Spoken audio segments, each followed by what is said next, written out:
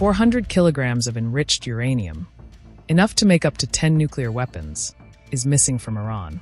That's the alarming claim made by United States Vice President JD Vance in a recent interview with ABC News. The uranium stockpile was stored across 3 Iranian nuclear sites, Fordow, Natanz, and Isfahan, until last week's U.S. military strike. These facilities were targeted using advanced bunker buster bombs, deployed via 7 stealth B-2 bombers from Missouri.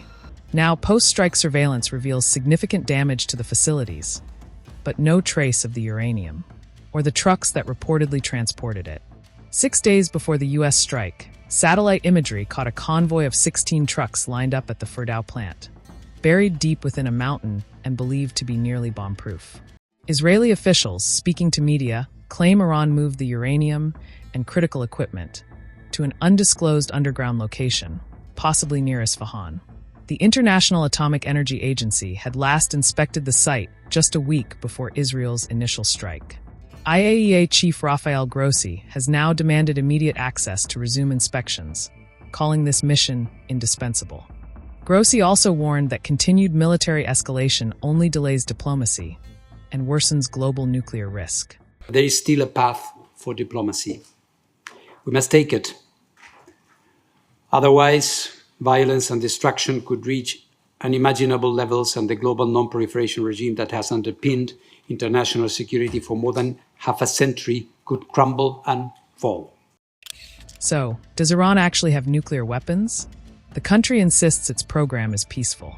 But Israel says Iran is nearing a point of no return. Iran's deputy foreign minister, Dr. Vanchi, has pushed back. He says, "No one can tell us what to do," and he's threatened to withdraw from the Global Non-Proliferation Treaty. Meanwhile, the U.S. response has been mixed. According to CNN, early U.S. intelligence suggested Iran wasn't even building a bomb, that it was 3 years away from weapons capability. But that changed dramatically this weekend. Director of National Intelligence Tulsi Gabbard told Congress earlier this year that Iran was not developing weapons. The IC continues to assess that Iran is not building a nuclear weapon, and Supreme Leader Khamenei has not authorized the nuclear weapons program that he suspended in 2003. The IC continues to monitor closely if Tehran decides to reauthorize its nuclear weapons program. But on Saturday, after pressure from President Donald Trump, she reversed course. Now she says Iran could produce a bomb in weeks. She posted on X saying, and we quote, "The dishonest media is intentionally taking my testimony out of context and spreading fake news as a way to manufacture division. America has intelligence that Iran is at the point that it can produce a nuclear weapon within weeks to months, if they decide to finalize the assembly.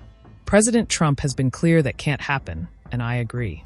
This reversal came hours after Trump criticized her assessment as wrong, and shortly before the U.S. dropped 6 bunker busters on Iran's nuclear facilities. What intelligence do you have that Iran is building a nuclear weapon? Your intelligence community has said they have no evidence that they are at this point. Well, then my intelligence community is wrong. Who in the intelligence community said that? Your Director of National Intelligence, Tulsi Gabbard. She's wrong. Trump has since claimed the operation completely and totally obliterated Iran's nuclear capability. He called the 37-hour mission, led by B-2 bombers and a decoy Tomahawk missile barrage, a historic success. But even American military officials admit, Israel's strikes only delayed Iran's program by months. Much of the critical infrastructure remains buried too deep to reach. So where is the 400 kilograms of enriched uranium? That's the burning question. Until it's found and independently verified, the threat of nuclear escalation in West Asia remains dangerously real. For more verified updates on this developing story, don't forget to like, share, and subscribe to the Indian Express on YouTube.